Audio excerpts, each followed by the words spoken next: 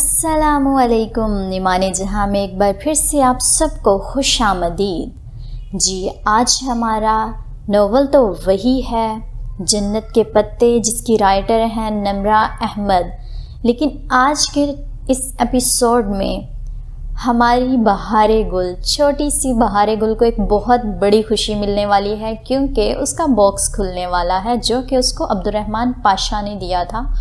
چونکہ وہ عبدالرحمن پاشا سے بہت محبت کرتی ہے، اس لیے اس کے گفٹ سے بھی بہت محبت کرتی ہے، اور اس کو آج وہ کھولنے جا رہی ہے، جس کے لیے وہ بہت زیادہ پرجوش ہے۔ تو چلتے ہیں، ہم لوگ بھی دیکھتے ہیں کہ اس کے گفٹ میں سے آج کیا نکلتا ہے اس کے باکس سے۔ مرمرہ سمندر، نمکین پانی۔ عائشہ نے مسکرا کر ان کو دیکھتے ہوئے چھرا اپنی سیپ کے ایک طرف رکھا۔ ہاں تو بہارے، وہ کیا چیز ہے جو پانی کے اندر ایک صندوق میں ریت کے ذرے سے بنتی ہے؟ حیا وہ مٹی کے ذرے سے بنتا ہے، اور اس کا صندوق جب قتل کیا جاتا ہے تو چھرا گھونپ کر قتل؟ وہ جوش سے بے ربط جملے بولتی عائشہ کے ہاتھوں کو دیکھ رہی تھی، جو ایک چاندی سے چمکتے سیپ میں چھرا چلا رہی تھی۔ سیپ کا کھول چٹخا عائشہ نے کتاب کی طرح اس سے کھولا۔ اندر دم توڑتے جانور پہ ایک سفید موتی جگمگا رہا تھا۔ موتی، پرل، پورے 5 حروف۔ بہارے خوشی سے چلائی اور پھر جلدی ڈبے کو کوٹ بار کی سلائیڈز اوپر سے نیچے کرنے لگی۔ وہ اب اس پہ پرل لکھ رہی تھی۔ حیا اور عائشہ بے اختیار اپنا کام چھوڑ کر آگے ہو کر اسے دیکھنے لگیں۔ جیسے ہی بہارے آخری حرف ایل سامنے لائی، کلک کی آواز کے ساتھ باکس کے سائڈ سے دروازہ باہر کو کھلا۔ حیا کی توقع کے برعکس وہ باکس اوپر ڈھکن کی بجائے سائڈ کے دراز سے کھلتا تھا۔ دراز میں سیاہ مخملی کپڑا بچھا تھا اور اس پہ ایک نازک سا نیکلس رکھا تھا۔ نیکلس دراصل پلاٹینیم کی زنجیر تھی، جس پہ ہر 2 کڑیاں چھوڑ کر ننھے ہیرے لٹک رہے تھے۔ زنجیر کے بالکل وسط میں ہیرے کی بجائے 3 کڑیاں لٹک رہی تھیں، جن کے آخری سرے پہ ایک سفید موتی پرو دیا ہوا تھا۔ وہ تینوں مبہوت سی اس بیش قیمت جگمگاتے ہوئے نیکلس کو دیکھ رہی تھیں۔ بہارے، یہ تو وہی موتی ہے جو تمہاری سیپ سے نکلا تھا، جو تم نے عبدالرحمن کو دے دیا تھا۔ عائشہ ششدر سی اسی موتی کو دیکھتے ہوئے بولی تھی۔ ہاں یہ تو وہی ہے، عبدالرحمن نے وہ مجھے گفٹ کر دیا۔ واو! اور وہ بھی اتنے خوبصورت انداز میں۔ حیا بس اتنا ہی کہہ سکی۔ اسے اس تحفے کو دینے کے انداز نے بہت متاثر کیا تھا۔ بہارے نے اپنی ننھی انگلیوں سے نیکلس اٹھایا اور گردن سے لگایا۔ اپنا چہرہ اٹھا کر ان دونوں کو دیکھا۔ یہ کیسا لگ رہا ہے؟ اس کا چہرہ خوشی سے دمک رہا تھا۔ بہت پیارا۔ عبدالرحمن نے مجھے کتنا پیارا گفٹ دیا ہے۔ اللہ، مجھے تو یقین ہی نہیں آ رہا۔ وہ اپنے پرس سے آئینہ نکال کر اب ہر زاویے سے اس کو اپنی گردن سے لگا کر دیکھ رہی تھی۔ تم عبدالرحمن کو ضرور تھینک یو کرنا۔ اللہ، بہارے کی خوشی بیان سے باہر تھی۔ حیا، تم سے بھی خوبصورت لگ رہی ہو نا، ہے نا؟ ہاں، تم مجھ سے بھی خوبصورت لگ رہی ہو۔ وہ مسکرا کر اسے تسلی دیتی سیپ کے کھول اٹھانے لگی۔ ابھی اسے پوری مالا بنانی تھی۔ حیا، تم میری تصویر کھینچو۔ میں اسے سر پہ کراؤن کی طرح پہنتی ہوں، کیونکہ میں پرنسس ہوں۔ وہ نیکلس اپنے سر پہ تاج کی طرح پہنے اٹھ کر ساحل پہ جا کھڑی ہوئی۔ اس نے وہ تحفہ 2-2.5 ماہ بعد کھولا تھا، سو آج اس کا دن تھا۔ دھیان سے بہارے، ہوا تیز ہے۔ سمندر کی طرف پشت کیے کھڑی بہارے نے عائشہ کی بات نہیں سنی تھی۔ حیا نے موبائل نکال کر کیمرہ آن کیا، پھر موبائل چہرے کے سامنے لا کر بہارے کو فوکس کیا۔ پرنسس، اب تم ذرا سا مسکراؤ۔ بہارے بڑے معصوم انداز میں مسکرا دی۔ اسے بے اختیار بیوکدا کے بازار میں سڑک کے وسط میں کھڑی بہارے یاد آ گئی تھی، جس کے گرد سیاحوں کا جمگھٹا لگا تھا۔ ریڈ کارپیٹ شو پھر سے شروع ہو گیا تھا۔ اسی لمحے ہوا کا ایک تیز جھونکا آیا اور ساتھ پانی بھی۔ اس سے پہلے کہ ان میں سے کسی کی کچھ بھی سمجھ آتا۔ بہارے کے سر سے نیکلس اڑتا ہوا پانی میں جا گرا۔ وہ بوکھلا کر پلٹی اور پھر اس کی چیخیں ہر سو بلند ہوئیں۔ حیا تیزی سے اٹھی، گود میں رکھی لڑی گر گئی، سیپوں کے خول بکھر گئے۔ وہ بھاگ کر پانی میں آئی۔ بہارے چیختی ہوئی پانی میں ہاتھ مارتی اپنا نیکلس تلاش کر رہی تھی۔ جو لہر اس کا نیکلس چھین کر لے گئی تھی وہ واپس جا رہی تھی۔ حیا ننگے پیر بھاگتی ہوئی لہر کے پیچھے گئی، مگر پانی جیت گیا۔ لہر پلٹ گئی، ہار پانی میں گم ہو گیا۔ بہارے زور زور سے روتے ہوئے چیخ رہی تھی، میرا نیکلس، حیا میرا نیکلس۔ عائشہ پیچھے سے اسے بازوؤں میں لیے پکڑنے کی کوشش کر رہی تھی، مگر وہ کسی بے تاب مچھلی کی طرح تڑپتے ہوئے خود کو چھڑوا رہی تھی۔ حیا آگے مت جاؤ، پانی گہرا ہے، وہ گم جائے گا۔ عائشہ اسے آواز دے رہی تھی، مگر وہ سب کچھ بھلائے بیوقدا کی شہزادی کا تاج ڈھونڈ رہی تھی۔ ساحل کی گیلی ریت، پانی، سمندر، وہ پانی میں ہاتھ مارتی پوری طرح بھیگ چکی تھی، مگر نیکلس کہیں نہیں تھا۔ اس نے تھک کر اپنے عقب میں دیکھا، جہاں عائشہ بمشکل آنسو روکے تڑپتی بلکتی بہارے کو پکڑے کھڑی تھی۔ عائشہ میرا نیکلس، عائشہ مجھے نیکلس واپس لا دو۔ وہ پھوٹ پھوٹ کر روتی عائشہ کے بازو خود سے ہٹانے کی صحیح کر رہی تھی۔ نیکلس وہاں کہیں بھی نہیں تھا۔ اسے نمکین گہرائی واپس اپنے اندر لے گئی تھی۔ بہارے کی زندگی کا پہلا اور واحد موتی اس سے کھو گیا تھا۔ بہارے میں نے بہت ڈھونڈا، مگر دیکھو جو اللہ کی مرضی۔ وہ واپس آئی اور اپنے گیلے ہاتھوں میں بہارے کے ہاتھ تھام کر کہا۔ بہارے کچھ نہیں سن رہی تھی، وہ گردن ادھر ادھر مارتی چلائی جا رہی تھی۔ مجھے نیکلس لا دو پلیز، کوئی مجھے نیکلس واپس لا دے۔ وہ انگریزی اور پھر ترک میں ایک ہی بات دہراتی بلک بلک کر رو رہی تھی۔ حیا کے گلے میں آنسوؤں کا پھندا پڑ گیا۔ اسے لگا وہ خود بھی ابھی رو دے گی۔ وہ بمشکل لب بھینچ کر ضبط کیے ہوئے تھی۔ پا کر کھو دینے کا دکھ وہ پہچانتی تھی۔ جب اس کا جنجر بریڈ ہاؤس ٹوٹا تھا، جب استقلال اسٹریٹ کی اس شاپ میں ڈی جے سر پکڑ کر گری تھی۔ پا کر کھو دینے سے بڑا کرب کوئی نہیں ہوتا۔ اس شام وہ دونوں بمشکل بہارے کو سنبھالتی گھر واپس لائی تھیں، اور اب لیونگ روم میں بڑے صوفے پہ بیٹھی تھیں، یوں کہ بہارے درمیان میں تھی اور اسے حیا نے اپنے ساتھ لگایا ہوا تھا۔ شام ڈھل چکی تھی اور کھڑکیوں کے پار اندھیرا اتر آیا تھا۔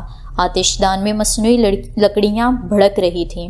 بہارے اسی طرح روئے جا رہی تھی۔ اس کے پاس آنسوؤں کا مرمرا تھا جو ختم ہی نہیں ہو سکتا تھا۔ بہارے، میں تمہیں اور نیکلس لا دوں گی، وہ اسے اپنے ساتھ لگائے بہلانے کی کوشش کر رہی تھی، مگر وہ ایسا نہیں ہوگا۔ وہ نفی میں سر ہلاتی روئے جا رہی تھی۔ بالکل اس جیسا لا دوں گی، آئی پرومس۔ مگر وہ عبد الرحمن کا گفٹ نہیں ہوگا۔ عبد الرحمن تمہیں خود ویسا ہی نیکلس گفٹ کرے گا، میں اسے کہوں گی، مگر اس میں میرا موتی نہیں ہوگا۔ عائشہ، ممی، وہ روتے روتے اپنی ماں کو یاد کرتی تو کبھی عائشہ کو پکارتی۔ عائشہ سر گھٹنوں میں رکھے مغموم سی بیٹھی تھی۔ تمہارا جب دوبارہ موتی نکلے گا میں اسے نیکلس میں پرو دوں گی، مگر بہارے اس کی کوئی بات نہیں مان رہی تھی۔ اس کے لیے اس نیکلس کا متبادل کچھ بھی نہیں ہو سکتا تھا۔ ہر شے کا متبادل نہیں ہوا کرتا، بے شک۔ بہارے، اب بس کرو۔ جب وہ سر پٹک پٹک کر مزید بلند آواز میں رونے لگی تو عائشہ نے برہمی سے ڈانٹا، وہ کب تک تمہیں مناتی رہے گی، اور تم ہو کہ بدتمیزی کیے جا رہی ہو۔ جواباً بہارے نے غصے اور پانی سے بھری آنکھوں سے عائشہ کو دیکھا۔ تم مین ہو عائشہ، تمہیں اچھا نہیں لگتا کہ عبد الرحمن مجھے گفٹ دے۔ ہاں؟ عائشہ ہکا بکا رہ گئی۔ میں ایسی ہوں؟ تمہیں پتا ہے تم کیا کہہ رہی ہو؟ ہاں، تم مین ہو۔ وہ آگے بڑھ کر اپنی چھوٹی چھوٹی مٹھیوں سے عائشہ کو کے گھٹنے پہ مکے مارنے لگی۔ حیا نے پیچھے سے اسے بازوؤں میں لیتے ہوئے ہٹایا۔ میں نے کیا کیا ہے؟ عائشہ روحانسی ہو گئی۔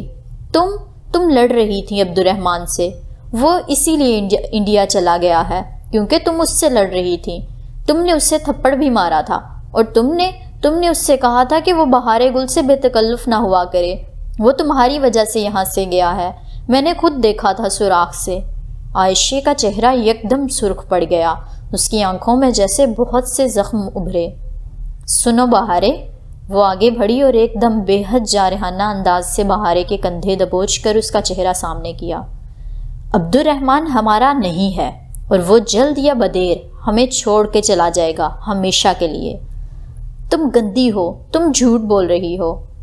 میں جھوٹ نہیں بولتی، میں کبھی جھوٹ نہیں بولتی۔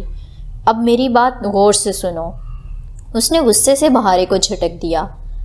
عبد الرحمن مر گیا ہے ہمارے لیے۔ ایک جھٹکے سے اس نے بہارے کے کندھے چھوڑے اور تیزی سے سیڑھیاں پھلانگتی اوپر چلی گئی۔ بہارے کے آنسو یکدم سے رک گئے، وہ بالکل ساکت و جامد ہو چکی تھی۔ لب آپس میں پیوست کیے وہ گویا سانس روکے بیٹھی تھی۔ بہارے، اس نے تعصب سے اسے پکارا۔ وہ ایک دم اٹھی اور بھاگتی ہوئی کمرے میں چلی گئی۔ حیا نے گردن موڑ کر دیکھا، اس کے پیشتر کے بیڈ روم کا دروازہ کھلا تھا اور بہارے بیڈ پہ چت لیٹی نظر آ رہی تھی۔ ابھی اسے چھیڑنا مناسب نہیں تھا، سو وہ عائشہ کی تلاش میں سیڑھیاں چڑھنے لگی۔ عائشہ چھت پہ تھی، وہ ٹیرس کی ریلنگ سے ٹیک لگائے بیٹھی تھی۔ اس کے پیچھے کھلا سیاہ آسمان اور نیچے جدیسی کے اونچے پولز کی مدھم بتیاں۔ اندھیرے میں بھی وہ اس کے سیاہ اسکارف میں دمکتے چہرے پہ لڑکتے آنسو دیکھ سکتی تھی۔ اسے بے اختیار ڈی جے یاد آئی جب وہ ان سے ناراض ہو کر اسٹڈی میں چلی گئی تھی۔ عائشہ، وہ دکھی دل سے کہتی اس کے ساتھ آ بیٹھی اور ہولے سے اس کا ہاتھ پکڑا۔ عائشہ نے ہاتھ نہیں چھڑایا، وہ بس اپنے گھٹنوں کو دیکھتی بے آواز روئے گئی۔ عائشہ، یوں مت رو، وہ بچی ہے، اس نے یوں ہی کہہ دی وہ بات۔ مجھے پتا ہے تم کسی سے نہیں لڑ سکتی۔ بہارے ٹھیک کہہ رہی تھی، میں واقعی عبد الرحمن سے لڑی تھی، مگر صرف اس وقت جب میں بہت پریشان تھی، لیکن وہ میری وجہ سے واپس نہیں گیا، وہ ہماری وجہ سے کچھ نہیں کرتا، وہ سب کچھ اپنی مرضی سے کرتا ہے، لیکن میں کیا کرتی؟ مجھ سے آنے کی تکلیف نہیں دیکھی جاتی۔ کیا ہوا آنے کو؟ عائشہ نے بھیگی نگاہیں اٹھا کر اسے دیکھا۔ کیا تمہیں عبد الرحمن نے بتایا ہے کہ اس کا ایک بھائی بھی ہے؟ نہیں، وہ بری طرح چونکی۔ میں اور بہارے اپنے والدین کے ساتھ اناتولیا کے ایک گاؤں میں رہتے تھے۔ 1 سال پہلے ہمارے والدین کا ایک ایکسیڈنٹ میں انتقال ہو گیا تو ہماری سب سے قریبی عزیزہ یعنی ہماری دادی آنے ہمیں ادھر لے آئیں۔ یہ گھر آنے کا اپنا نہیں تھا، یہ گھر آنے کے والد کی ملکیت تھا۔ بعد میں یہ نسل در نسل چلتا میرے باپ اور پھر مجھ تک آیا۔ آنے کے دونوں بیٹوں نے اس سے اپنا حصہ نہیں لیا، سو آنے نے قانونی کارروائی کے بعد اسے میرے نام کر دیا۔ جب ہم یہاں آئے تھے تب یہاں صرف آنے اور عبد الرحمن رہتے تھے، مگر مجھے یاد تھا کہ آنے کا ایک اور بیٹا بھی تھا۔ تب آنے نے بہت دکھ سے بتایا کہ ان کا دوسرا بیٹا ہمارے آنے سے چند ماہ قبل گھر چھوڑ کر چلا گیا تھا۔ کیوں، کیسے، عبد الرحمن کو اس سے لا علم تھا، مگر آج سے 3 ماہ قبل مجھے کسی نے بتایا کہ وہ عبد الرحمن کے آفس میں جاتے دیکھا گیا ہے، اور یہ کہ وہاں سے کسی جھگڑے کی آواز آ رہی تھی۔ تب میں عبد الرحمن سے بہت لڑی تھی۔ وہ جانتا تھا کہ اس کا بھائی کدھر ہے، مگر اس نے ہم سب سے جھوٹ بولا۔ آنے کو تو ابھی تک نہیں معلوم کہ عبد الرحمن اس کے بارے میں جانتا ہے۔ مگر اس کا بھائی کہاں گیا؟ یہی تو میں نے عبد الرحمن سے پوچھا تھا، مگر وہ کسی بات کا ٹھیک جواب دے تب نا۔ وہ کہتا ہے اس نے اپنے بھائی کو نہیں نکالا، وہ خود سب چھوڑ کر گیا ہے۔ پہلے تو ان دونوں کی بہت دوستی تھی، عبد الرحمن پانی کی طرح اس پہ پیسہ بہایا کرتا تھا، پھر ایک دم سے وہ کیوں سب کچھ چھوڑ کر چلا گیا، یہ میری سمجھ سے باہر ہے۔ آنے اس کو بہت یاد کرتی ہیں، میری سمجھ میں نہیں آتا کہ میں کیسے ان کے لیے کچھ کروں۔ تم نے دیکھا ہوا ہے اس کے دوسرے بیٹے کو؟ جب میں 11 سال کی تھی تب آخری بار اسے اپنے سامنے دیکھا تھا، پتہ نہیں اب وہ کہاں ہوگا۔ بعض لوگ کہتے ہیں کہ وہ استنبول میں ہی ہے، مگر ہوٹل گرینڈ میں عمومی تاثر یہی ہے کہ وہ یونان چلا گیا اور وہیں پہ ہوٹل گرینڈ کی چین میں کام کر رہا ہے۔ مگر یقین مانو یونان میں ہمارے ہوٹل کی کوئی شاخ نہیں ہے۔ وہ اب رو نہیں رہی تھی، مگر اس کے آنسو بے آواز بوجھل ابھی تک گر رہے تھے۔ عائشہ، تم اور بہارے عبد الرحمن کی اتنی تعریفیں کرتے ہو، میں نے تم سے کبھی یہ نہیں کہا مگر آج مجھے یہ کہنے دو کہ وہ استنبول میں خاصا بدنام ہے، لوگ اسے اچھا آدمی نہیں سمجھتے۔ میرا دل ان باتوں کو نہیں مانتا حیا، لوگ مجھے بھی آ کر یہ باتیں کہہ دیتے ہیں، مگر میں جانتی ہوں کہ وہ بہت اچھا ہے۔ میں سچ کہہ رہی ہوں، وہ واقعی ہی بہت اچھا ہے۔ بس اس نے ہمارے ساتھ اچھا نہیں کیا، اس نے ہمارے ساتھ بہت غلط کیا ہے۔ وہ عائشہ کی بات نہیں سن رہی تھی، اس کا دماغ ایک نقطے پہ مرکوز ہو گیا تھا۔ عبد الرحمن پاشا کا ایک گمشدہ بھائی۔ کوئی بھی شخص یوں ہی اتنا بڑا بزنس چھوڑ کر نہیں جاتا، کوئی تو بات تھی۔ بالآخر اسے عبد الرحمن کی ایک کمزوری مل گئی تھی۔ اب آئے گا اونٹ پہاڑ کے نیچے۔ حیا صبح وہ عائشہ کے زور زور سے چلانے پہ ہڑبڑا کر اٹھی تھی۔ کیا ہوا؟ اس نے پریشانی سے عائشہ کو دیکھا، جس کے چہرے پہ ہوائیاں اڑ رہی تھیں۔ بہارے گھر پہ نہیں ہے، وہ کہیں بھی نہیں ہے، ساری میری غلطی ہے، میں نے کل اسے ڈانٹا تھا۔ عائشہ بس رو دینے کو تھی۔ وہ ایک جھٹکے سے بستر سے نکلی تھی۔ باہر کھڑے گارڈ نے بتایا کہ اس نے بہارے کو باہر جاتے نہیں دیکھا، وہ پچھلے دروازے سے نکلی ہوگی۔ اس گھر میں ایک پچھلا دروازہ بھی ہے، عبد الرحمن کی عنایات، وہ ہر شے میں بیک ڈور رکھتا ہے۔ عائشہ تلخی سے بڑبڑاتی اس کے ساتھ باہر نکلی۔ عائشہ مجھے پتا ہے وہ کدھر ہوگی۔ اسے یقین تھا کہ وہ سمندر پہ گئی ہوگی۔ جب وہ اس ویران ساحل پہ پہنچی تو وہ انہیں دور سے ہی نظر آ گئی تھی۔ وہ وہیں اس پتھر پہ بیٹھی تھی جہاں وہ تینوں کل چٹائی ڈالے بیٹھی تھیں۔ اس کے گھنگریالے بال ہوا سے اڑ رہے تھے اور وہ خالی خالی نگاہوں سے سامنے سمندر کو دیکھ رہی تھی۔ اس کے ایک ہاتھ میں سیپ اور دوسرے میں چھرا تھا۔ بہارے، عائشہ بمشکل آنسو روکتی بھاگتی ہوئی بہارے کے گلے لگ گئی۔ تم ایسے کیوں آ گئی؟ میں اتنی پریشان ہو گئی تھی۔ بہارے نے ویران سی نگاہیں اٹھا کر اسے دیکھا، پھر ہاتھ میں پکڑی سیپ عائشہ کے سامنے کی۔ عائشہ، میرا سیپ پھر خالی نکلا۔ اس نے بہت دکھ سے سیپ کھول کر دکھایا۔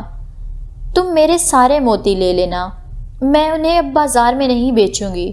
تم حیا کے تینوں موتی بھی لے لینا جو اس کے کزن نے دیے تھے، مگر اب تم رو گی نہیں۔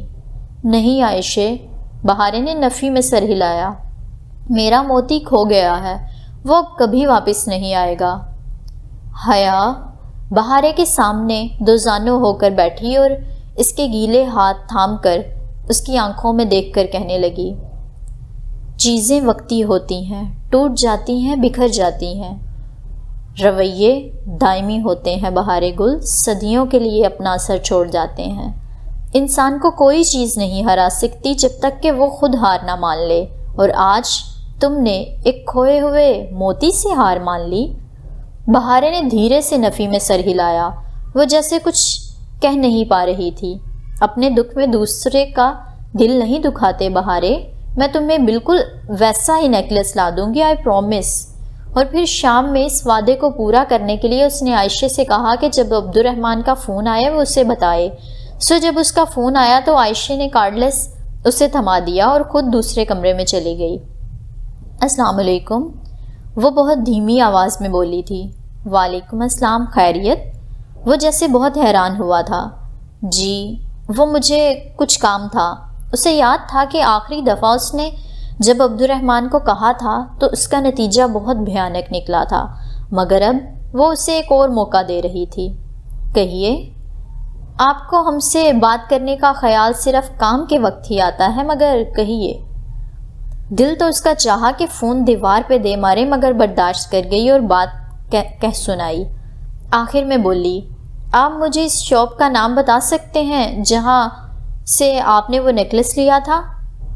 وہ میرا گفٹ تھا، سو مجھے ہی دوبارہ لینا چاہیے، لیکن چونکہ میں ابھی ملک سے باہر ہوں تو میرا بندہ اس شاپ کے واؤچرز آپ کو دے جائے گا۔ آپ جواہر کی اس شاپ سے وہ نیکلس خرید کر بہارے کو دے دیجیے گا۔ السلام علیکم، بے لچک اور خشک انداز میں کہہ کر اس نے فون رکھ دیا۔ حیا نے ایک متنفر نگاہ کارڈلیس پہ ڈالی اور تہیہ کیا کہ آئندہ وہ کبھی اس شخص سے دوبارہ بات کرنے کی زحمت نہیں کرے گی۔ اس کا خیال بہت جلد غلط ثابت ہونے والا تھا۔ ہوٹل گرینڈ کا ملازم اگلی صبح ہی واؤچر لے آیا، مگر تب جب وہ تینوں استنبول جانے کے لیے تیاری کر رہی تھیں۔ عائشہ کو بنک میں کوئی کام تھا، سو وہ اور بہاریں اس کے ہمراہ چل رہی تھیں۔ حیا نے واؤچر لے کر کمرے میں رکھے، مگر فیری کے لیے روانہ ہوتے وقت وہ انہیں اٹھانا بھول گئی، سو استنبول آ کر وہ جواہر نہیں گئی۔ نیکلس پھر کبھی خرید لے گی، کیونکہ اس میں پرونا تو بہارے کا موتی ہی تھا جو جانے کب نکلے۔ مگر سبانچی کے ڈورم میں جا کر وہ اپنا پزل باکس ضرور اٹھا لائی تھی۔ وہ صبح کی کلاسز کا ٹائم تھا اور ڈورم خالی پڑا تھا، سو نہ وہ خود کسی سے ملی نہ ہی کسی سے سامنا ہوا۔ اس کی اسپرنگ بریک ختم ہو گئی تھی، مگر ابھی وہ اس سے اوپر 2-3 دن کی چھٹی کر سکتی تھی۔ پزل باکس اور چند ضروری چیزیں لے کر جب وہ باہر آئی تو عائشہ کے کاموں میں اتنا وقت ہی نہیں ملا کہ استقلال اسٹریٹ جا سکتی۔ وہ دوپہر تک ہی واپس آ گئے۔ اپنا پزل باکس اس نے احتیاط سے الماری میں کپڑوں کے نیچے رکھا۔ اب اس نے جلد از جلد اسے کھولنا تھا۔ رات وہ عائشہ اور بہارے کے سونے کے بعد پزل باکس نکال کر دبے قدموں چلتی ہوئی باہر آئی۔ اس کا رخ کچن کی طرف تھا۔ کاؤنٹر سے ٹیک لگا کر کھڑے اس نے کوڈ بار کی سلائیڈز اوپر نیچے کرنا شروع کی۔ پہلے اس نے عائشہ لکھا، مگر باکس جامد رہا۔ اسے یہی توقع تھی۔ یقیناً باکس لیتے ہی خریدار نے واپس سے کوڈ ورڈ بدل دیا ہوگا۔ پھر اس نے ینگن لکھا، جو کہ ترکی میں آگ کو کہتے ہیں۔ باکس جوں کا توں رہا۔ اسے یہی امید تھی۔ اب اسے وہ کرنا تھا جس کی طرف ہراکلاتیس کا کول اشارہ کر رہا تھا، آگ، اصلی والی آگ۔ اس نے ماچس اٹھائی اور تیلی سلگا کر باکس کے قریب لائی، مگر آنچ لکڑی کو سیاہ کرنے لگی اور شعلہ تیلی کو کھا کر اس کی انگلی تک پہنچنے لگا تو اس نے جھنجھلا کر تیلی پھینکی۔ چند لمحے وہ کچھ سوچتی رہی، پھر باکس لیے باہر آئی۔ لیونگ روم کا آتش دان سرد پڑا تھا۔ اس نے نوب پھیر کر آگ لگائی تو مصنوعی لکڑیاں جلنے لگیں۔ وہ باکس کو دونوں ہاتھوں میں پکڑے اس جگہ کے قریب لائی جہاں صرف دہکتے انگارے تھے، شعلے نہ تھے۔ ہیٹر کی تپش اس کی انگلیوں کو چھونے لگی۔ وہ ضبط کر کے باکس پکڑے بیٹھی رہی۔ بار بار نگاہوں کے سامنے وہ تکلیف دہ رات ابھرتی، الاؤ کھولتا، مایا دہکتی سلاخیں۔ اس نے سر جھٹک کر توجہ پزل باکس کی طرف مرکوز کی۔ اس نے اسے ذرا ترچھا پکڑ رکھا تھا، یوں کہ اس کی دو اطراف انگاروں کے سامنے تھیں۔ جو طرف ذرا زیادہ سامنے تھی اس پہ حروف ابھرنے شروع ہو گئے تھے۔ حروف بلکہ الفاظ، فکرے۔ اس نے حیرت سے باکس کی اس سائڈ کو دیکھا جس کا رنگ تپش کے ساتھ سیاہ ہو رہا تھا اور اوپر سنہری سے الفاظ ابھر رہے تھے۔ وہ شاید لاشعوری طور پر کسی 6 حرفی لفظ کی توقع کر رہی تھی، مگر یہاں تو حیا نے باکس آگ سے ہٹا کر دیکھا۔ اس پہ لکھے 2 فقرے واضح تھے۔ وہ کوئی نظم یا شعر تھا۔ Marked on Homer's doubts, a stick with twin sprouts. Humour کے شبہات پہ نشان زدہ ایک چھڑی جس کی 2 نوکیں تھیں۔ وہ بھی ان الفاظ پہ ٹھیک سے الجھ بھی نہ سکی تھی کہ اس کی نگاہ اس سیاہ ہوتی طرف سے متصل طرف پہ پڑی۔ جو ذرا سی تپش اس جگہ کو ملی تھی، اس نے وہاں چند ادھورے حرف ظاہر کیے تھے۔ حیا نے وہ طرف آگ کے سامنے کی۔ ادھورے الفاظ مکمل ہو کر ایک شعر میں ڈھل گئے۔ Round the emerald, crucified and the freedom petrified. مصلوب زدہ زمرد اور ٹھہری ہوئی آزادی کے گرد۔ کسی احساس کے تحت اس نے تیسری متصل دیوار کو آنچ دکھائی۔ باکس کی تیسری طرف بھی کسی جادوئی اثر کی طرح سیاہ پڑنے لگی اور اوپر جیسے کوئی اندیکھا قلم سنہری روشنائی سے لکھنے لگا۔ Snapped there a blooded pine, split there some tear divine. ادھر خون میں ڈوبا صنوبر چٹکتا تھا اور آفاقی آنسو بکھرتے تھے۔ اب کوڈ بار سے متصل 2 دیواریں اور تیسری جو کوڈ بار کے بالکل متوازی تھی، حروف سے بھری جا چکی تھیں۔ باقی اوپر ڈھکن کی سطح جہاں ہراکلیتس کا کول لکھا تھا رہ گئی تھی، یا پھر پچھلی طرف۔ اس نے دونوں کو آنچ دکھائی مگر کچھ نہ ہوا۔ اب صرف کوڈ بار والی طرف بچی تھی۔ حیا نے احتیاط سے اس کو انگاروں کے قریب کیا۔ جیسے جیسے تپش لکڑی کو چھوتی گئی، کوٹ بار کے چوکھٹوں کے اوپر ایک شعر ابھرتا گیا: A love lost in symbolic smell, under which the lions dwell. علامتی خوشبو میں ایک پیار کھو گیا جس کے نیچے لکیریں رہتی تھیں۔ پزل باکس کا آخری شعر، 8 مصروں کی نظم مکمل ہو گئی تھی۔ اب یہ نظم ایک طرف اشارہ کر رہی تھی، یہ اس کو سوچنا تھا۔ پہلی بار اسے بری طرح سے موسم کی کمی محسوس ہوئی تھی۔ بہاریں پھول چننے کے لیے گئی تھی اور اب نیچے درختوں میں ادھر ادھر بھاگتی پھر رہی تھی۔ نیکلس کا غم اب تک اسے بھول بھال چکا تھا۔ وہ عائشہ کے ساتھ ایک درخت تلے چٹائی پہ بیٹھی اس کی ہدایات کے مطابق ہاتھ میں پکڑے لکڑی کے ٹکڑے کو تراش رہی تھی۔ سپہر کی نرمی، دھوپ سرخ صنوبر کے درختوں سے چھن چھن کر ان پہ گر رہی تھی۔ ایک پزل باکس بنانے کے لیے 507 لکڑی کے چھوٹے بڑے ٹکڑے درکار ہوتے ہیں۔ خاصا محنت طلب کام تھا۔ عائشہ نے اناتولیا کے ایک گاؤں میں کسی معمر چینی کاریگر سے یہ فن سیکھا تھا۔ تمہیں واؤچرز منگوانے کی ضرورت نہیں تھی، عبد الرحمن کو تو قیمتی تحائف دینے کی عادت ہے۔ یوں ہی بہارے کی عادتیں بگڑتی جا رہی ہیں۔ اس کی بات پہ حیا نے سر اٹھایا۔ اس نے ڈھیلی چوٹی باندھ کر آگے کو ڈال رکھی تھی اور چند لٹیں چہرے کے اطراف میں جھول رہی تھیں۔ میں تو اپنی طرف سے دینا چاہتی تھی مگر اس نے میری پوری بات ہی نہیں سنی۔ اب لے ہی آیا ہے تو واپس کیا کرنا؟ وہ سر جھکا کر رندہ لکڑی کے ٹکڑے پہ آگے پیچھے رگڑنے لگی۔ لکڑی کے باریک رول شدہ چپس نیچے گر رہے تھے۔ اور وہاں بہاریں نے تمہارے لیے کچھ خریدا تھا؟ اسے لگا اس نے تم سے اس دن بہت بدتمیزی کر دی تھی۔ اچھا، کیا خریدا ہے؟ وہ مدھم مسکراہٹ کے ساتھ پوچھنے لگی۔ ایک ریشمی اسکارف ہے۔ مگر میں تو سر پہ اسکارف نہیں لیتی، بے اختیار اس کے لبوں سے نکلا۔ پھر پچھتائی، کسی کے تحفے کے لیے ایسے تو نہیں کہنا چاہیے۔ کوئی بات نہیں، تم گردن میں لے لینا۔ ہاں یہ ٹھیک ہے۔ وہ مسکرا کر دوبارہ رندہ لکڑی پہ رگڑنے لگی۔ تمہیں پتہ ہے عائشہ، جب میں چھوٹی تھی نا، 10-11 سال کی، تب مجھے اسکارف پہننے کا بہت شوق تھا۔ میرے ابا اور تایا فرقان دونوں مجھے اکثر سر ڈھانپنے کا کہا کرتے تھے۔ انہیں ایسے بہت اچھا لگتا تھا۔ میری اماں بھی چاہتی تھی کہ میں سر ڈھکا کروں تاکہ میرے چہرے پہ نور آ جائے اور میں اللہ تعالیٰ کے بہت قریب ہو جاؤں۔ انہوں نے مجھے قرآن حفظ کرنے کے لیے ایک اسلامک اسکول میں بھی داخل کروایا، مگر میں وہاں سے تیسرے روز ہی بھاگ آئی۔ تب میرا اسکارف پہننے کو بہت دل چاہتا تھا، تو کیوں نہیں لیا؟ جواباً حیا نے دھیرے سے شانے اچکائے۔ مجھے آہستہ آہستہ سمجھ آ گئی کہ میرا فیس کٹ ایسا ہے کہ میں اسکارف میں اچھی نہیں لگوں گی۔ وہ کہہ کر سر جھکائے کام کرنے لگی۔ عائشہ اسی طرح ہاتھ روکے اس کو دیکھ رہی تھی۔ کس کو؟ ہاں؟ اس نے ناسمجھی سے سر اٹھا کر عائشہ کو دیکھا۔ تم کس کو اسکارف میں اچھی نہیں لگو گی؟ لوگوں کو اور کیمرے کو، مثلاً تصویروں میں، اور خود کو، اور اللہ تعالیٰ کو۔ عائشہ دھیرے سے مسکرائی۔ اس کی سبز آنکھیں نرم دھوپ میں سنہری لگ رہی تھیں۔ ہو سکتا ہے تم اللہ تعالیٰ کو اسکارف میں بہت اچھی لگتی ہو۔ وہ ایک دم بالکل سن ہوئی، عائشہ کو دیکھے گئی۔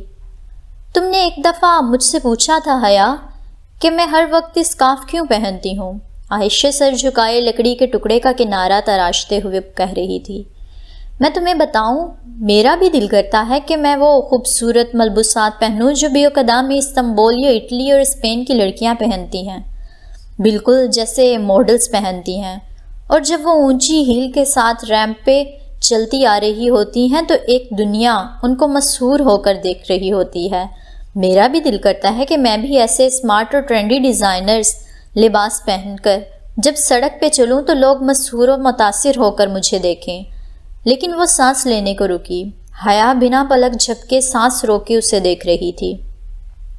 لیکن پھر مجھے ایک خیال آتا ہے، یہ خیال کہ ایک دن میں مر جاؤں گی، جیسے تمہاری دوست مر گئی تھی، اور میں اس مٹی میں چلی جاؤں گی جس کے اوپر میں چلتی ہوں۔ پھر ایک دن سورج مغرب سے نکلے گا اور زمین کا جانور زمین سے نکل کر لوگوں سے باتیں کرے گا اور لال آندھی ہر سو چلے گی۔ اس دن مجھے بھی سب کے ساتھ اٹھایا جائے گا۔ تم نے کبھی اولمپکس کے وہ اسٹیڈیمز دیکھے ہیں جن میں بڑی بڑی اسکرینز نصب ہوتی ہیں؟ میں خود کو ایک ایسے ہی اسٹیڈیم میں دیکھتی ہوں۔ میدان کے عین وسط میں کھڑے اسکرین پہ میرا چہرہ ہوتا ہے اور پورا میدان لوگوں سے بھرا ہوتا ہے۔ سب مجھے ہی دیکھ رہے ہوتے ہیں اور میں اکیلی وہاں کھڑی ہوتی ہوں۔ میں سوچتی ہوں حیا، اگر اس وقت میرے رب نے مجھ سے پوچھ لیا کہ اناتولیہ کی عائشہ گل، اب بتاؤ تم نے کیا کیا؟ یہ بال، یہ چہرہ، یہ جسم، یہ سب تو میں نے تمہیں دیا تھا نا؟ یہ نہ تم نے مجھ سے مانگ کر حاصل کیا تھا اور نہ ہی اس کی قیمت ادا کی تھی۔ یہ تو میری امانت تھی، پھر تم نے اسے میری مرضی کے مطابق استعمال کیوں نہیں کیا؟ تم نے اس سے وہ کام کیوں کیے جن کو میں ناپسند کرتا ہوں؟ تم نے عورتوں کا راستہ کیوں چن لیا جن سے میں ناراض تھا؟ میں نے ان سوالوں کے بہت جواب سوچے، مگر مجھے کوئی جواب مطمئن نہیں کرتا حیا۔ روز صبح اسکارف لینے سے پہلے میری آنکھوں کے سامنے ان تمام حسین عورتوں کے دلکش سراپے گردش کرتے ہیں جو ٹی وی پہ میں نے کبھی دیکھی تھی، اور میرا دل کرتا ہے کہ میں بھی ان کا راستہ چن لوں، مگر پھر مجھے وہ آخری عدالت یاد آ جاتی ہے۔ تب میں سوچتی ہوں کہ اس دن میں اللہ کو کیا جواب دوں گی۔ میں ترازو کے ایک پلڑے میں وہ سراپا ڈالتی ہوں جو میں خود کو اچھی لگتی ہوں، اور دوسرے میں وہ جس میں میں اللہ کو اچھی لگتی ہوں۔ میری پسند کا پلڑا کبھی نہیں جھکتا، اللہ تعالیٰ کی پسند کا پلڑا کبھی نہیں اٹھتا۔ تم نے پوچھا تھا کہ میں اسکارف کیوں لیتی ہوں، سو میں یہ اس لیے کرتی ہوں کیونکہ میں اللہ کو ایسے ہی اچھی لگتی ہوں۔ وہ اب چھرے کی نوک سے لکڑی کے کنارے میں خم ڈال رہی تھی۔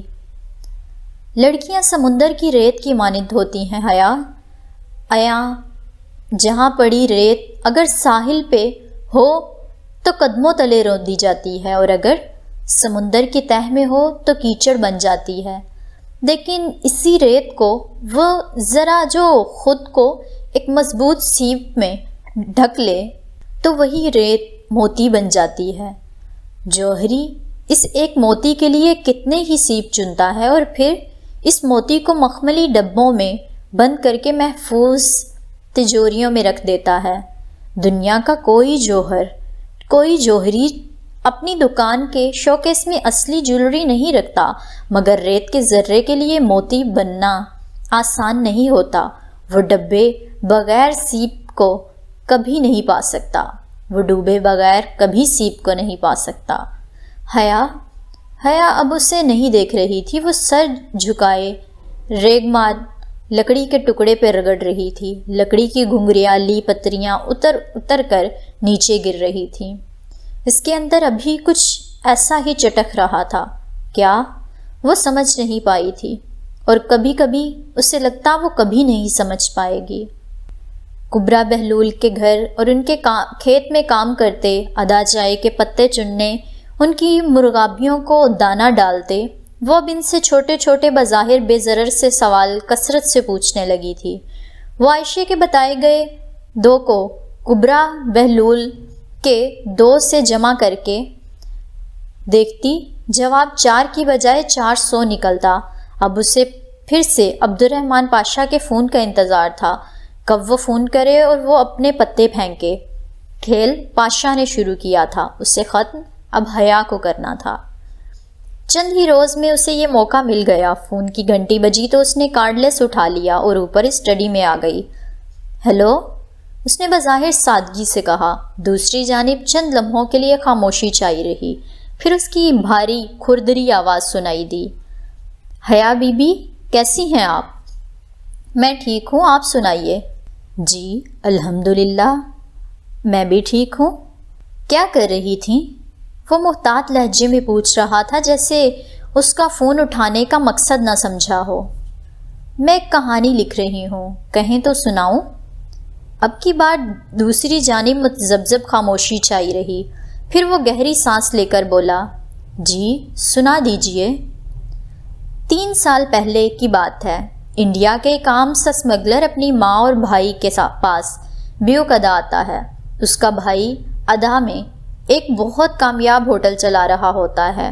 نووارد بھائی اس کے ساتھ ہوٹل کے کاموں میں دلچسپی لینا شروع کر دیتا ہے۔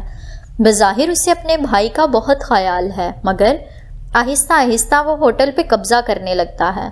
وہ اپنے بھائی کے تعلقات استعمال کر کے اپنے تعلقات وسیع کرتا ہے، مافیا کے ساتھ روابط بڑھاتا ہے، اور تو اور اس کی ایک عالمی دہشت گرد تنظیم سے بھی روابط ہیں۔ پھر آج سے ٹھیک 2 سال پہلے وہ اپنے بھائی کو کچھ یوں ہراساں کرتا ہے کہ ایک روز بیچارہ بھائی چپ چاپ ہوٹل چھوڑ کر چلا جاتا ہے۔ لوگوں کو یہ بتایا جاتا ہے کہ وہ یونان میں ہے، مگر وہ در حقیقت کہاں ہے یہ اس بڑے بھائی سے بہتر کوئی نہیں جانتا، اور اس سے باز پرس کرنے والا کوئی ہے بھی نہیں سوائے ایک بوڑھی عورت اور 2 معصوم لڑکیوں کے۔ یوں وہ عام اسمگلر استنبول کے بارسوخ ترین افراد میں شامل ہو جاتا ہے۔ اب بتائیے کیسی لگی کہانی؟ کہتے ہیں تو پبلشنگ کے لیے دے دوں؟ اس نے بہت معصومیت سے پوچھا تھا۔ میں اس ساری بکواس سے کیا مطلب لوں؟ یہی کہ میرے بارے میں ذرا احتیاط سے کام لیجئے، ورنہ پیر کے نیچے دباؤ تو چیونٹی بھی کاٹ لیتی ہے۔ بہت احسان فراموش لڑکی ہو، تمہیں بھول گیا ہے کہ اس رات تمہیں اس بحری جہاز سے نیم مردہ حالت میں کون ادھر لایا تھا؟ لمحے بھر کو وہ بالکل چپ رہ گئی۔ میں پرسوں بیوک ادا آ رہا ہوں، تم نے جب تک ادھر رہنا ہے تم رہو، میں ادھر نہیں آؤں گا اور نہ ہی تمہارے راستے میں آؤں گا، سو تم بھی میرے راستے میں آنے کی کوشش مت کرنا۔ دھمکی آمیز لہجہ اس بات کا غماز تھا کہ اس نے وہیں ہاتھ رکھا ہے جہاں سب سے زیادہ درد ہوتا تھا۔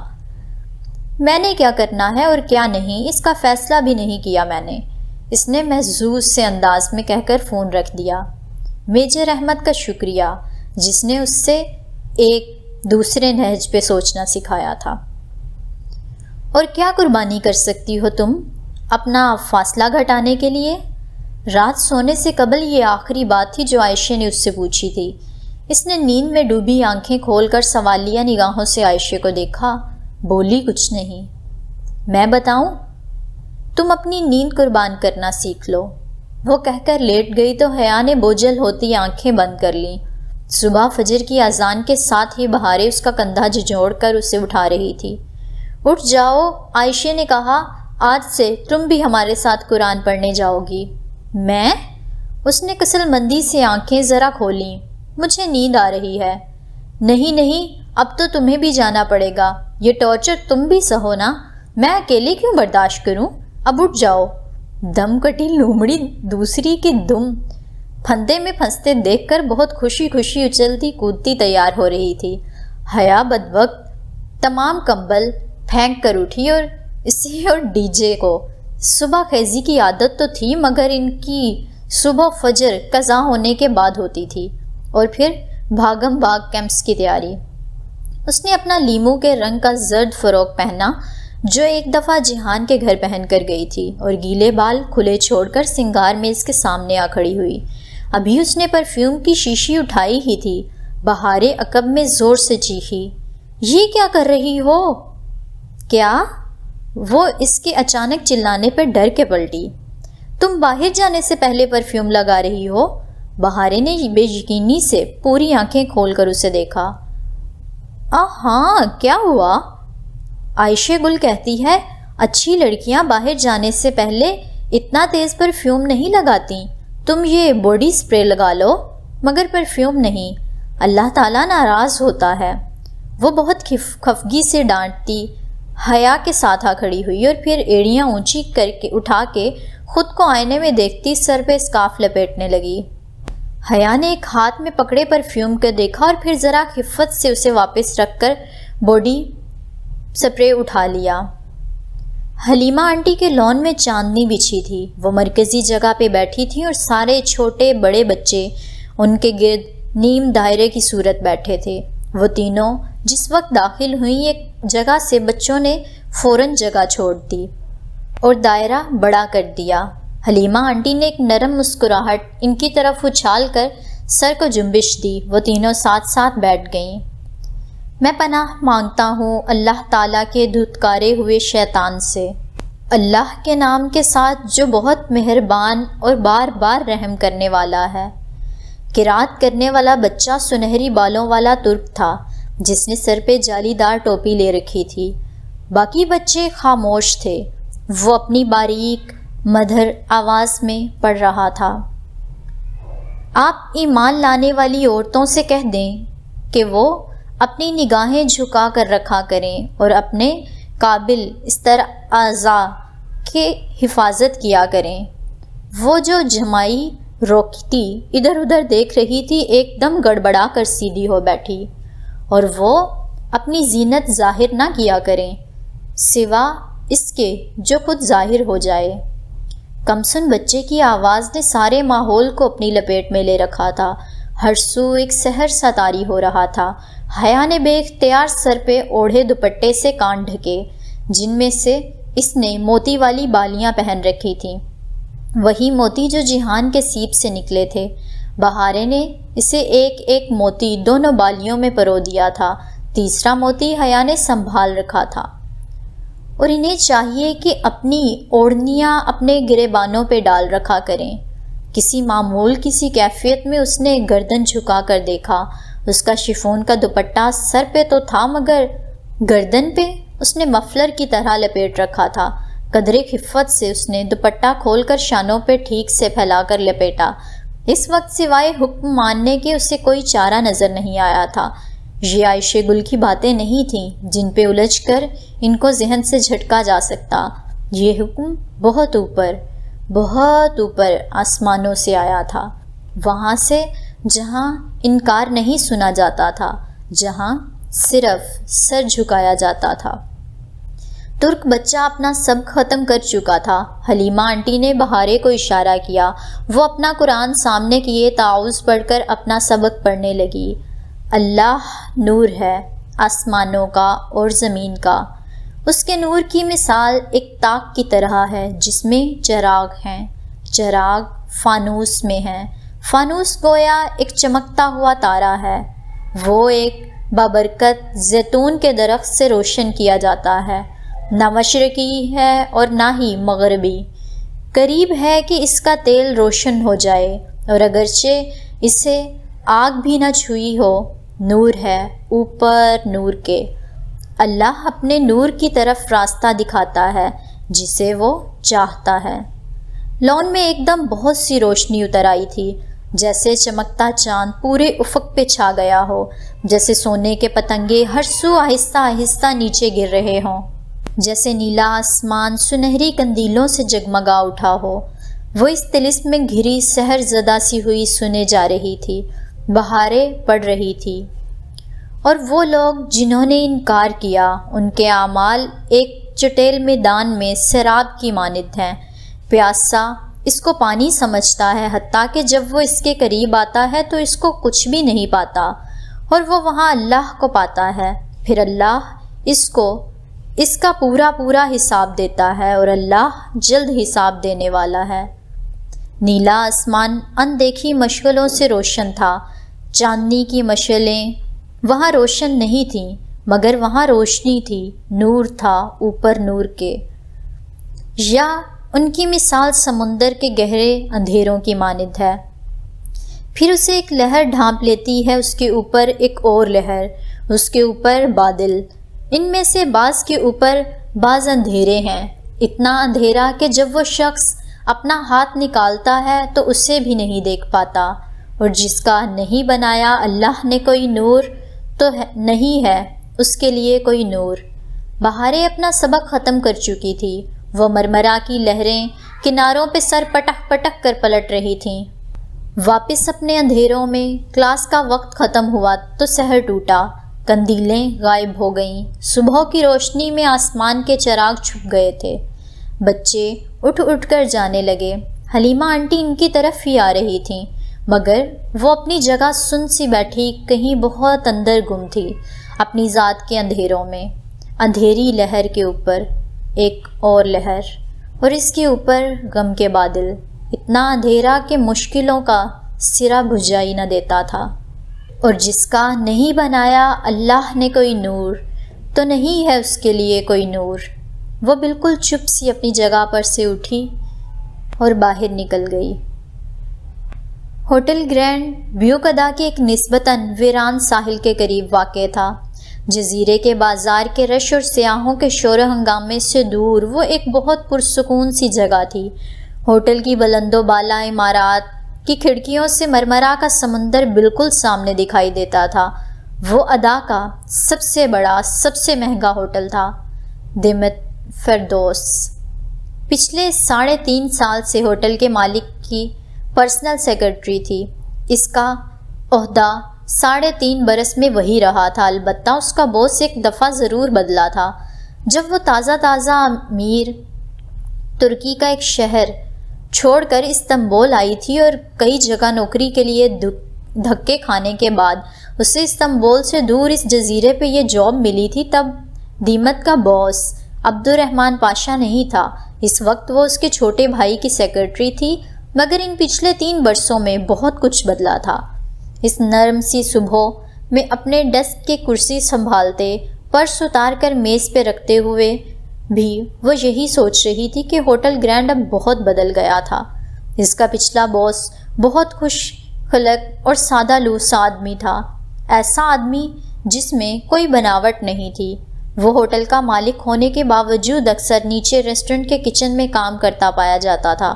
اس کے عام سے حلیے کو دیکھ کر کوئی کہہ نہیں سکتا تھا کہ یہ شخص بیوکدا کے رئیسوں میں سے ہے۔ پھر وقت بدلتا گیا۔ دیمت عبد الرحمن پاشا کو پہلے کبھی کبھار اور پھر اکثر ہوٹل میں اپنے بھائی کے ساتھ آتے دیکھتی رہی، یہاں تک کہ آہستہ آہستہ ہوٹل کا کنٹرول اور وہ آفس عبد الرحمن پاشا کی دسترس میں چلا گیا۔ عبد الرحمن پاشا نے کیسے سب کچھ اپنے قابو میں کیا کہ کوئی چوں بھی نہ کر سکا، اور اس کا بھائی کہاں چلا گیا وہ کوئی نہ جان سکا۔ وہ اس کی سیکرٹری ہو کر بھی اپنے اور اس کے درمیان موجود فاصلے کو نہیں پاٹ سکتی تھی۔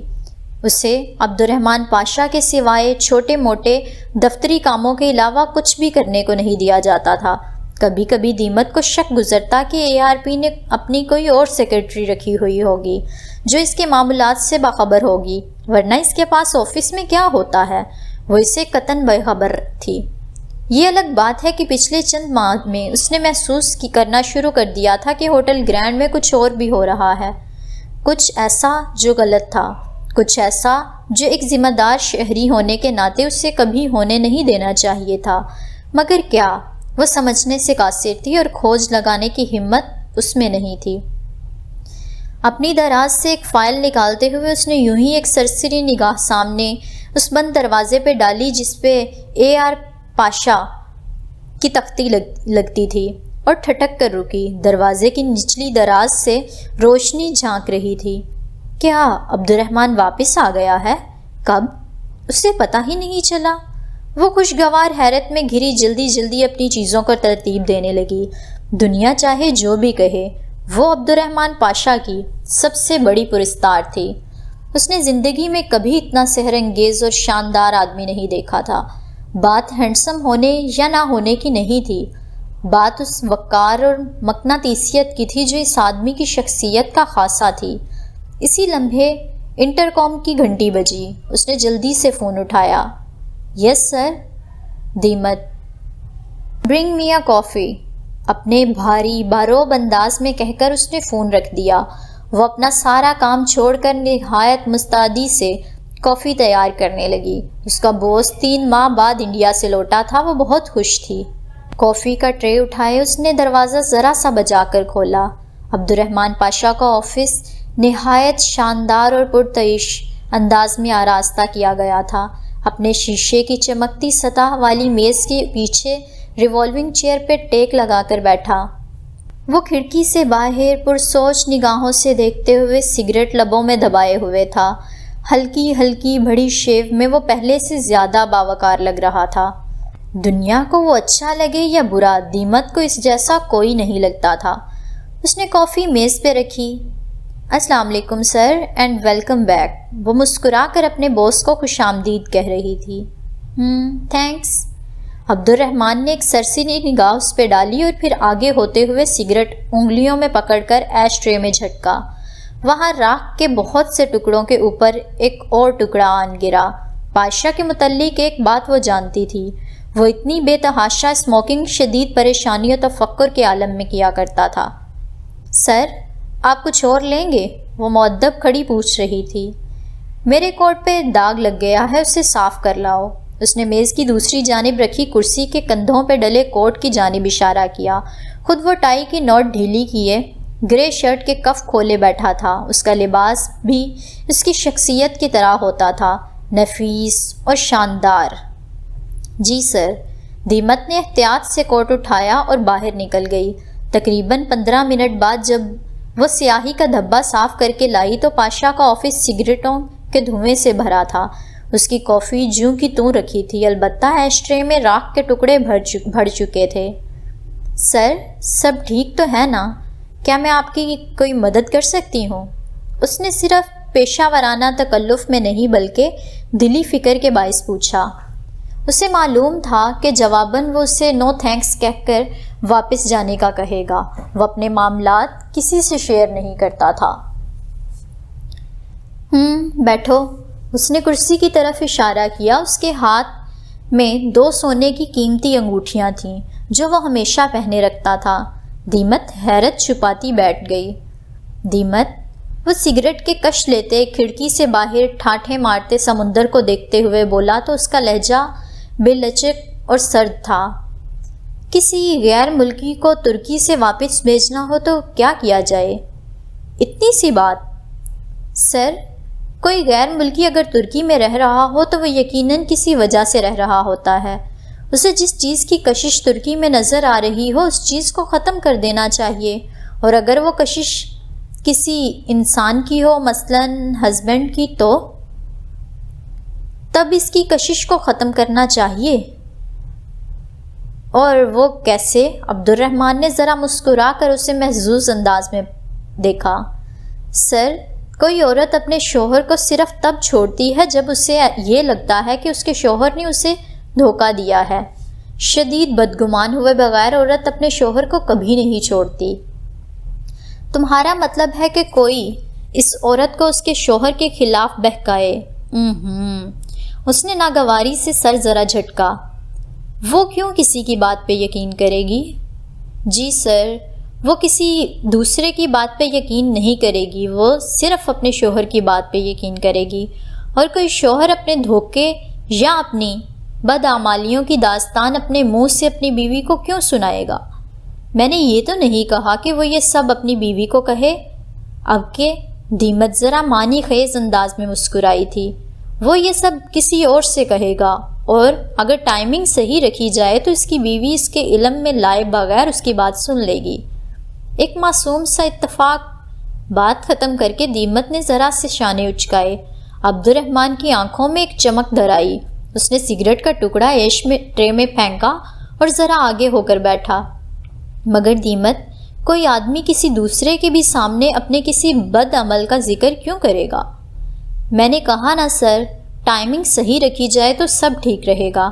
وہ آدمی اپنے بد عمل کی داستان نہیں سنائے گا، وہ عمل کوئی بھی ہو سکتا ہے۔ بعض کام ایسے ہوتے ہیں جو کسی کو ہیرو بنا دیتے ہیں، لیکن اگر سیاق و سباق کے بغیر پیش کیے جائیں تو وہ ہیرو کو ولن بھی بنا دیتے ہیں۔ عبد الرحمن پاشا کی مسکراہٹ گہری ہوتی چلی گئی۔ اس کے چہرے پہ چھائی فکر غائب ہو رہی تھی۔ دیمت، جو کام میں پچھلے 5 مہینوں میں نہیں کر سکا وہ تم نے 5 منٹ میں کر دکھایا ہے۔ تھینک یو سو مچ۔ وہ واقعتاً اس کا بہت ممنون تھا۔ دیمت کا دل خوشی سے بھر گیا۔ وہ اب بہت مسرت سے اٹھی تھی، گو کہ اندر سے وہ جانتی تھی کہ عبد الرحمن کسی بیوی کو اس کے شوہر سے بدظن کرنے کی کوشش کر رہا ہے، اور وہ یہ بھی جانتی تھی کہ یہ غلط کام تھا، مگر عبد الرحمن کا تشکر ہر شے پہ چھانے لگا۔ تمہارا شوہر کیسا ہے؟ ابھی تک وینٹ پہ ہے؟ جی سر، کرسی سے اٹھتے ہوئے اس نے مغموم انداز میں بتایا۔ ایک حادثے کے بعد اس کے شوہر کچھ عرصے سے وینٹیلیٹر پہ تھا، اور یہ پورا ہوٹل گرینڈ جانتا تھا۔ ایڈوانس سیلری چاہیے ہو تو بتا دینا۔ Thank you sir. وہ پورے دل سے مسکرائی۔ عبد الرحمن اسے لالچ دے رہا تھا، یہ اس کے مشورے کا انعام تھا۔ وہ بہت فرحت سے واپس جانے کے لیے مڑی تھی۔ تمہارا ہیئر اسٹائل اچھا ہے دیمت، عبد الرحمن نے اس کے عقب سے پکارا تھا۔ اس کے قدم زنجیر ہو گئے، وہ بہت الجھن سے واپس پلٹی۔ عبد الرحمن اب ایک فائل اٹھا کر اس کی ورق گردانی کر رہا تھا۔ وہ بظاہر اس کی طرف متوجہ نہ تھا، مگر اس نے یہ بات کیوں کہی؟ پچھلے 3 برسوں میں تو اسے کبھی دیمت کے بالوں کا خیال نہیں آیا تھا، نہ ہی وہ عورتوں سے شگف رکھنے والا بندہ تھا۔ پھر اس نے یہ کیوں کہا تھا؟ تھینک یو سر، وہ ذرا تذبذب سے بولی۔ ویسے تمہارا پچھلا ہیئر اسٹائل بھی اچھا تھا۔ پچھلا؟ اس نے بہت الجھ کر اپنے باس کو دیکھا۔ وہ کہہ رہا تھا دیمت نے تو پچھلے 3 برس میں سوائے اس کٹنگ کے دوسری کوئی کٹنگ نہیں کروائی تھی۔ ہاں، جو اناتولیا کے ساحل پہ تھا۔ تم پہ گھنگریالے بال، سرخ بال اچھے لگتے تھے۔ وہ فائل کی طرف متوجہ بہت سرسری انداز میں کہہ رہا تھا۔ دیمت کے قدموں کے نیچے سے زمین سرک گئی، وہ پتھر کا بت بنی رہ گئی۔ ایک دم کمرے میں گھٹن بہت بڑھ گئی تھی، اسے سانس نہیں آ رہا تھا۔ وہ بدوقت تمام باہر نکلی اور اپنی کرسی پہ ڈھہ سی گئی۔